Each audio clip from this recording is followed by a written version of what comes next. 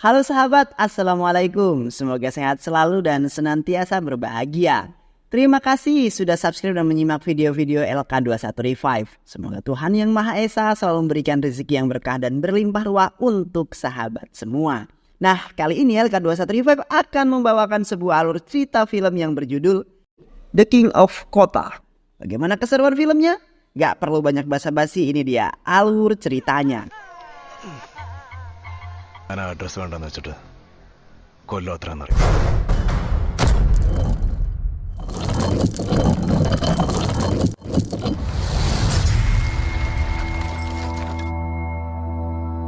Cerita ini terjadi di sebuah desa yang bernama Kota. Seorang polisi yang bernama Sahul Hasan dengan pangkat inspektur pertama beserta istrinya datang ke kota dengan menggunakan mobil. Mereka asik berbicara di dalam mobil dan ketika akan melewati sebuah jembatan, tiba-tiba muncul pemuda di depan mobil yang mereka kendarai. Sahul memarahi pemuda tersebut. Ketika pemuda itu menghampiri mobil, ia berkata bahwa ia belum makan selama 2 hari. Sahul menghela nafas, mengeluarkan uang dari saku bajunya dan memberikan kepada pemuda tersebut. Cerita berpindah kepada pedagang makanan dan minuman bernama Kalikuti. Kalikuti sedang menggoreng makanan sambil mengomel kepada kucingnya yang sedari tadi ribut, padahal kucing tersebut baru saja minum susu. Sahul meminta istrinya untuk tetap menunggu di mobil. Ia akan membeli makanan untuk dibawa pulang. Kalikuti langsung menebak jika laki-laki tersebut adalah polisi dan mengatakan bahwa ia telah bertemu dengan polisi sepanjang hidupnya. Ketika akan pergi, Sahul bertanya kepada Kalikuti, siapa Kanan Bai? Tidak tahu, katanya pada Sahul. Cerita kemudian berlanjut ketika mereka sampai di rumah. Mereka baru saja selesai makan malam. Ketika terdengar suara pintu yang diketuk, Sahul beranjak untuk membukakan pintu. Ternyata di luar terdapat beberapa orang wanita yang datang untuk bertemu Sahul. Tara mewakili yang lainnya untuk memperkenalkan diri dan dipersilahkan masuk. Akhirnya mereka pun duduk. Tara mulai berbicara mengenai tujuan mereka datang. Tara memperkenalkan diri sebagai seorang pemilik toko buku dan sukarelawan di pusat rehabilitasi Kripa. Pusat rehabilitasi tersebut dipimpin oleh seorang suster. Kemudian Tara menunjukkan beberapa foto pemuda yang keadaannya sangat menyedihkan akibat kecanduan barang haram. Sedangkan di pusat rehabilitasi Kripa, di sana banyak orang-orang yang melakukan rehabilitasi. Barang haram sudah merusak masa depan mereka, tatapan mata yang kosong dan tidak memiliki semangat hidup. Satu-satunya kartel barang haram yang ada di kota yang berada di bawah pimpinan Kanan Bai. Sahul sudah mengetahui hal itu ketika akan dipindahkan ke kota. Tara berharap Sahul dapat mengatasi permasalahan ini. Tara dan teman-temannya sudah berusaha semaksimal mungkin untuk mengatasi permasalahan yang muncul di pusat rehabilitasi Kripa.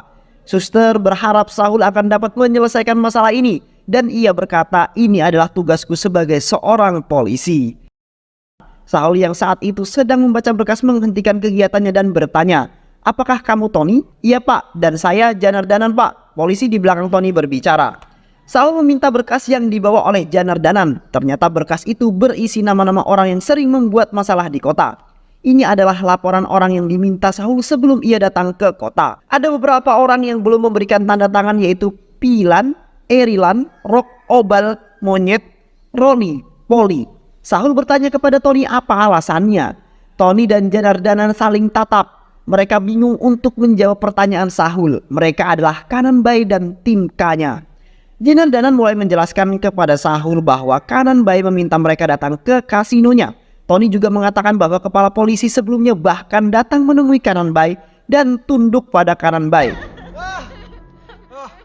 Di kantor polisi, Sahul berdiskusi dengan Tony. Sahul mengajak mereka untuk menemui Kanan Bai. Sesampainya di kasino milik Kanan Bai, Sahul memerintahkan beberapa anak buahnya untuk menunggu di depan.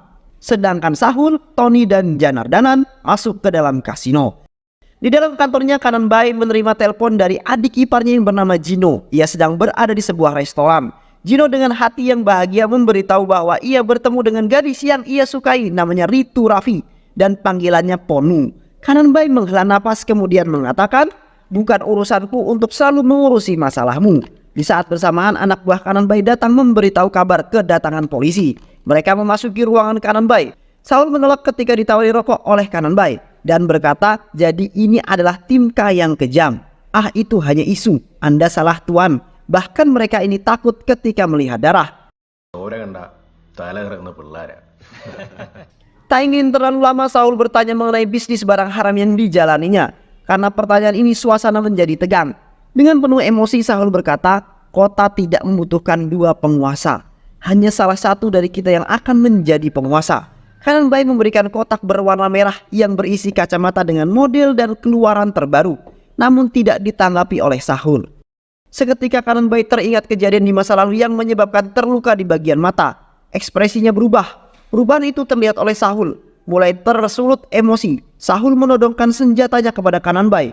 Ketika anak buahnya Kanan Bai menegur agar Sahul berbicara dengan sopan kepada bosnya. Masih dengan sikap santai, Kanan Bai mengatakan ia mengetahui semua tentang istri Sahul yang sedang hamil. Dengan emosi Kanan Bai menendang meja. Sahul terjatuh di atas meja. Kanan Bai mengancam dan mengeluarkan hasil pemeriksaan dokter. Sahul tertunduk lemas memandangi hasil pemeriksaan istrinya. Setelah kejadian itu, Sahul mulai minum minuman keras di klub. Melihat itu, Tony memberikan nasihat dan mengajak Sahul pergi ke suatu tempat. Akhirnya mereka meninggalkan restoran, pergi ke pinggir desa dan berhenti di kedai teh milik Kalu Putih.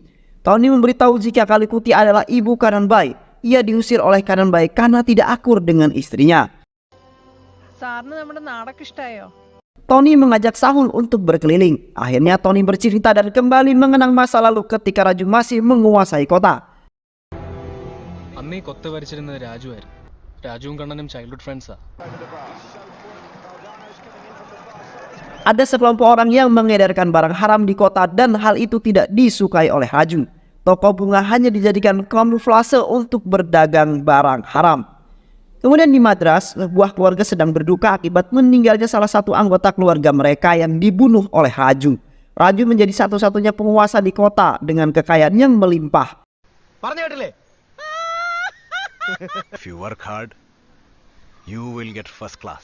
Saat menghadiri karnaval kota, Raju bertemu dengan Tara, seorang gadis manis yang memikat hatinya.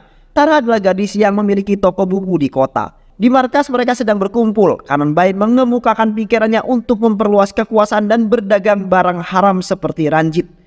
Barang haram adalah sesuatu yang dilarang di kota oleh Raju karena trauma yang dialami Tara saat adiknya meninggal karena barang itu. Raju melakukan apapun untuk Tara. Akan tetapi rasa kecewalah yang Tara berikan kepada Raju.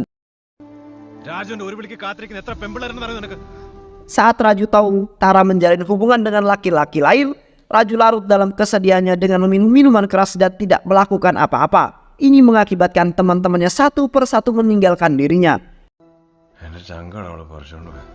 Disinilah Kanan Bai mulai mengenal barang haram, berteman dengan Janit dan bertemu dengan Manju yang kemudian menjadi istrinya.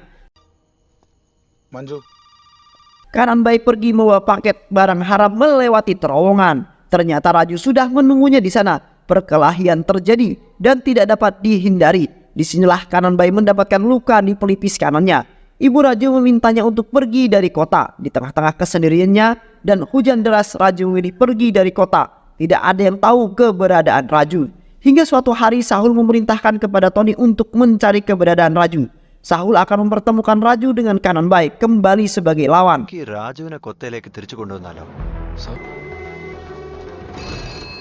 Di sebuah balkon di kota Lucknow, Andhra Pradesh. Raju memutuskan untuk kembali ke kota. Pertama kali Raju kembali ke kota, ia langsung berhadapan dengan Gino yang berusaha mencelakai adiknya. Akibatnya tidak terima diputuskan oleh Ponu.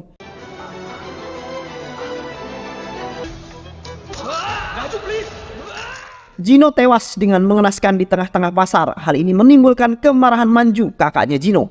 Mereka belum mengetahui kembalinya Raju. Kanan Bai memerintahkan anak buahnya untuk mencari tahu siapa yang membunuh Gino. Akhirnya berita kembalinya Raju diketahui oleh Kanan Bai.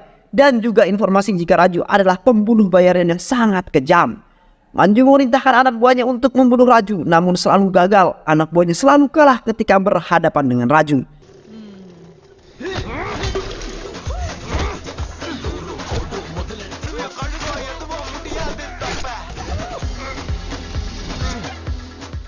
Siang hari di lapangan sepak bola saat Raju sedang menonton pertandingan, Kanan Bai datang mengajak Raju ikut bermain. Kemudian mereka mengenang masa lalu dan berbincang sambil minum minuman keras di hotel tempat Raju menginap. Ini hanyalah sebuah strategi Kanan Bai untuk membunuh Raju. Copper Leslie menyamar menjadi OB agar bisa masuk ke kamar Raju dan berusaha membunuhnya.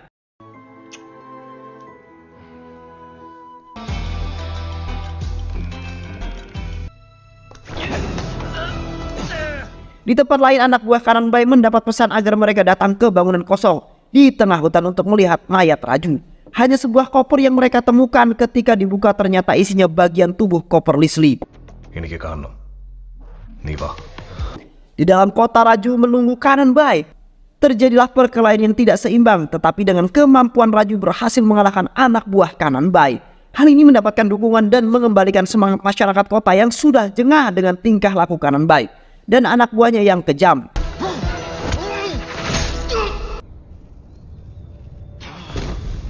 Kananbai yang emosi maju untuk menyerang Raju, namun dihalangi oleh anak buahnya dan dibawa pergi dari sana.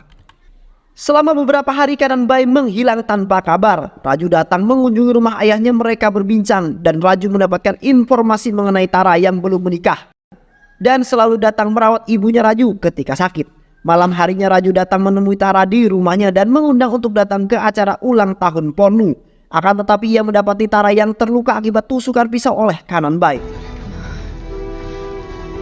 Di sebuah pelabuhan, jasad ayahnya Raju tergantung di galadak kapal. Hal ini kemudian menimbulkan kesedihan bagi Raju. Tony merasa bersalah kepada Raju dan ia marah kepada Sahul karena idenya sahabatnya harus kehilangan ayahnya. Saat pembakaran jenazah ayah Raju, Kalikuti berjanji akan membawa Kananbai untuk Raju. Malam ini juga, malam hari, Raju mendatangi rumah Kalikuti. Ketika berada di dalam, ada seorang yang memukul Raju hingga tak sadarkan diri. Saat Raju sadar dengan kondisi tangan terikat, Kananbai mengatakan, Kalikuti lebih sayang kucingnya daripada kita berdua. നമ്മളെയൊക്കെ വലുതാടാ തള്ളക്ക് പൂച്ച. Manju masuk untuk melihat Raju. Di saat inilah rahasia besar Manju terbongkar, bahwa Kananbai pun tidak tahu jika Jino adalah anak dari Manju dengan ayah tirinya. Manju terkejut, rahasia yang selama ini ia simpan ada yang mengetahui. നിന്നോട് എനിക്ക് സഹതാപമുണ്ട്. Bergegas Manju meninggalkan tempat itu tanpa menghiraukan panggilan Kananbai. Polisi datang ke rumah Kalikuti untuk melepaskan Raju. Namun apa yang terjadi? Raju menghilang tanpa jejak. Beberapa minggu kemudian di sebuah kedai kopi, warga masih saja membicarakan hilangnya Raju. Baik polisi maupun Kananbai terus mencari keberadaan Raju. Hingga suatu hari Raju kembali datang untuk membalas dendam. Satu persatu anak buah Kananbai tewas di tangan Raju. Raju melakukan hal yang sama dengan yang mereka lakukan kepada ayahnya.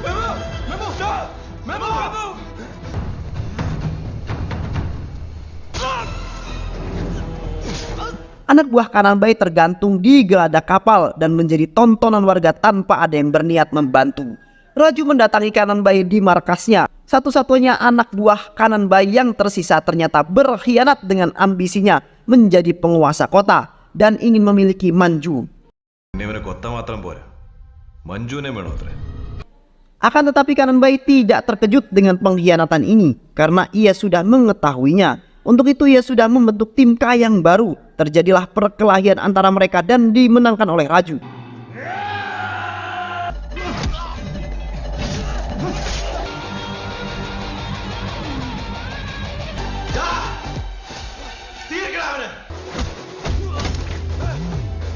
Di saat terakhir Kananbai kalah, tetapi Raju tidak membunuhnya. Sampai saat ini ia sangat menyayangi Kananbai, menganggapnya sebagai saudara.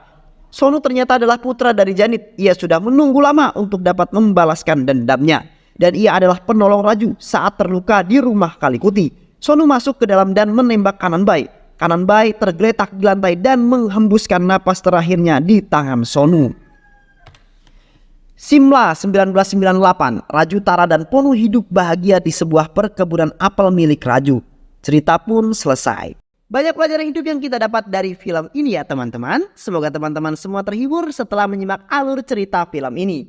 Terima kasih sudah menyimak video-video LK21 Revive. Semoga sahabat semua terhibur dan sampai bertemu lagi di video-video berikutnya. Wassalamualaikum warahmatullahi wabarakatuh.